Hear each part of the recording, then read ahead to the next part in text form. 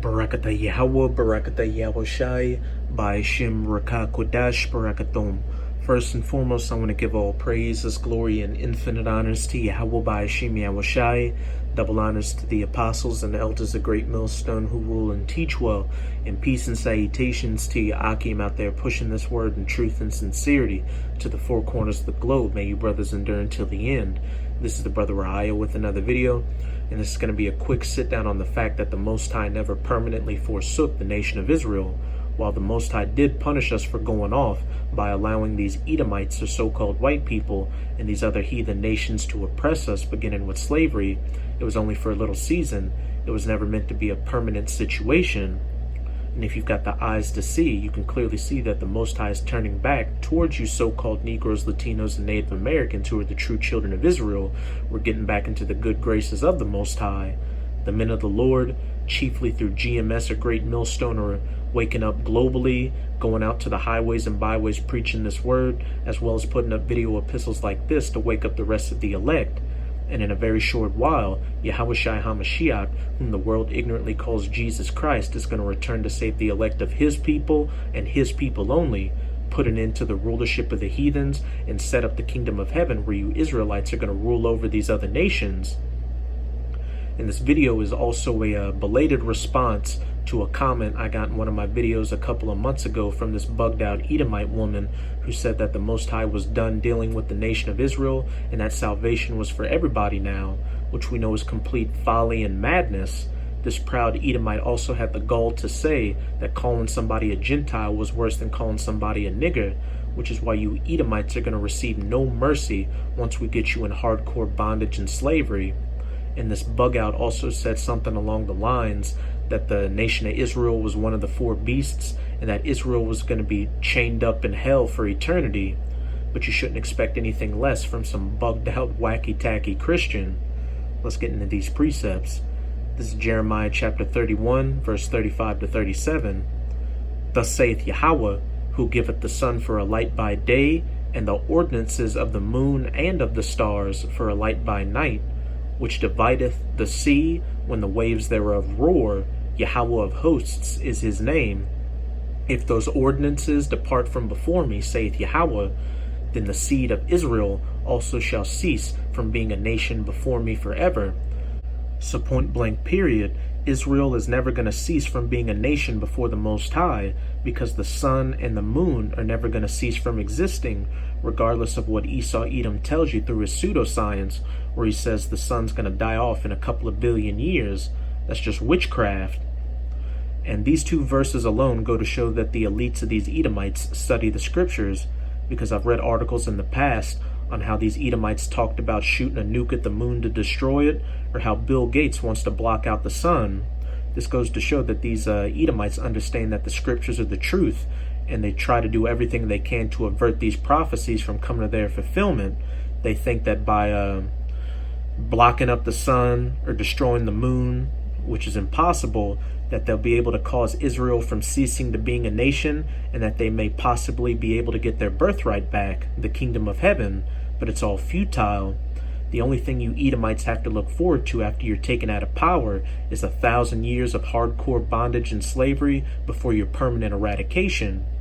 Thus saith Yahweh, if heaven above can be measured, which it can't, especially by you proud Edomites, you had to lie about going to the moon, and the foundations of the earth searched out beneath, I will also cast off all the seed of Israel for all that they have done, saith Yahweh. This is the Most High being sarcastic, because none of this will ever happen. This is Isaiah 45 verse 17. But Israel shall be saved in Yahweh with an everlasting salvation, the key word being everlasting, meaning forever. Ye shall not be ashamed nor confounded, world without end. And that world is the same world spoken of in John 3:16, because Yahushai didn't come to save the entire world. He only came to save the world of Israel. Think about it like this. You have the world of sports. You have the world of football. You have the world of baseball. You have the world of soccer, etc., etc. Different worlds. And it's the same with these nations. You've got the world of Israel, the world of Edom, the world of Moab, the world of Ishmael, etc., etc.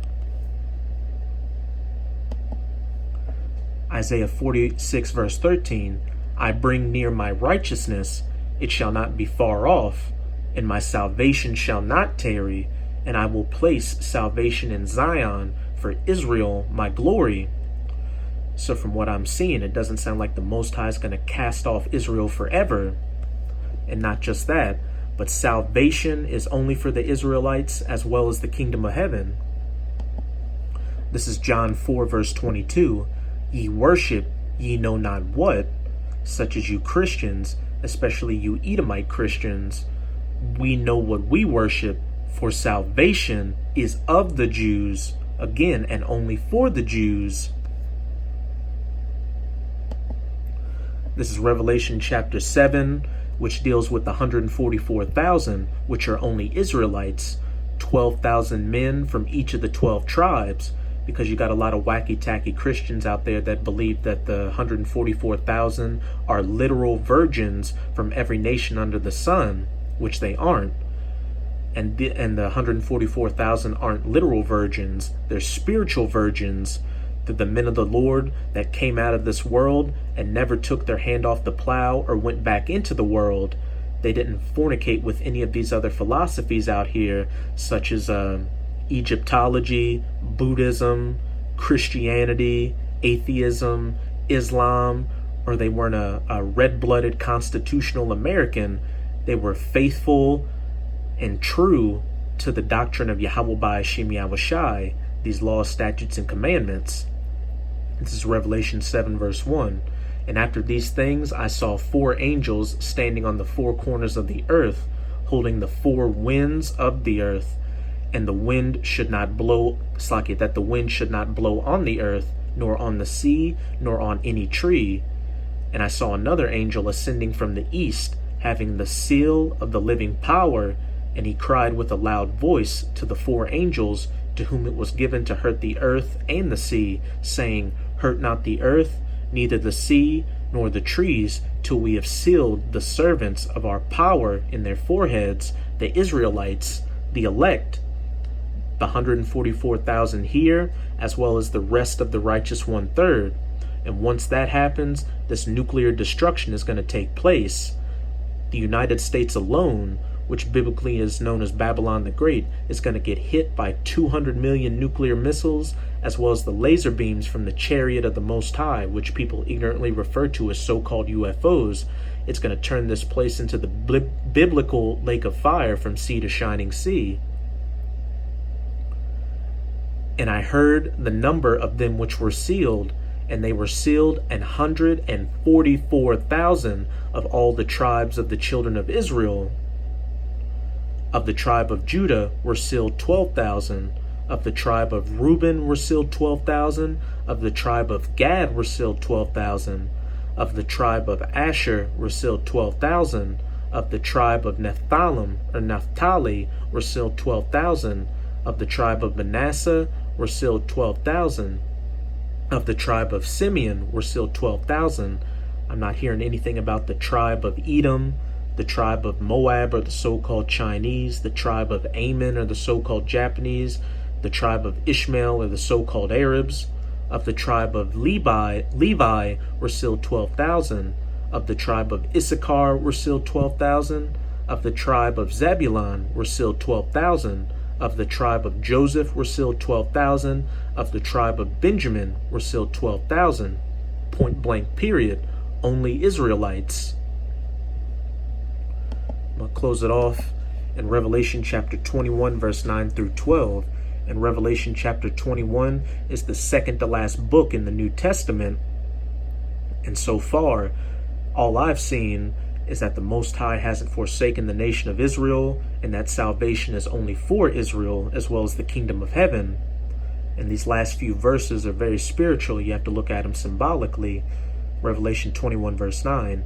And there came unto me one of the 7 angels, which had the 7 vials full of the 7 last plagues, and talked with me, saying, Come hither, and I will shew thee the bride, the Lamb's wife.